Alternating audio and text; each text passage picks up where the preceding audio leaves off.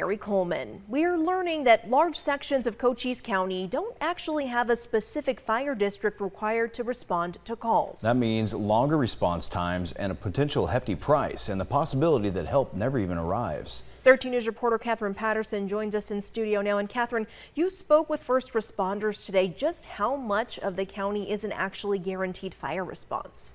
Well, Dan, Mary, we were able to obtain a map just of the fire districts around southern Arizona. You can see here's Tucson and Cochise County right nearby. A lot of colors, a lot of different fire districts in the Tucson area. But when you go over to this rural area over here near Cochise County, not as much color at all. The reason why we found this story is because of a fire that was happening in Wilcox on Sunday. So taking a closer look at the Wilcox area here, the fire itself just happened a little bit outside of those city limits that took down a local vineyard right in that area. That's outside of their coverage area right here. So we took a trip down to the homes nearby to see if they knew that if a fire comes to their home, it's going to be harder to get the fire out, and they may have to pay thousands. For most neighbors around here, they assume that if a fire comes, they're covered. So did you know that this is a no fire district zone? No. But Sunday morning, when they watched the Coronado vineyards burn, those firefighters and trucks were optional.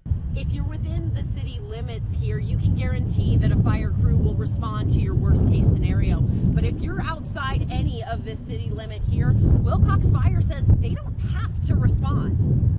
With their fire department being the only district for miles, they say those lines aren't what makes them decide to go. We can't just stand at the city limits and watch the world burn. We're going to go out and we're going to do what we have to do. However, the further away you are from a district, the longer it'll take to get help out there in a situation where every second counts. We've had several fires where people have lost their lives and just outside the city limits, and it just because of the distance that we have to travel. Sierra Vista Fire says it's a statewide policy. For fire, you have to either be in a municipal area or you have to subscribe to it. A subscription to guarantee you're not on the hook for thousands of dollars. Roughly $300 a year, and you won't receive a bill if you have a fire on your property.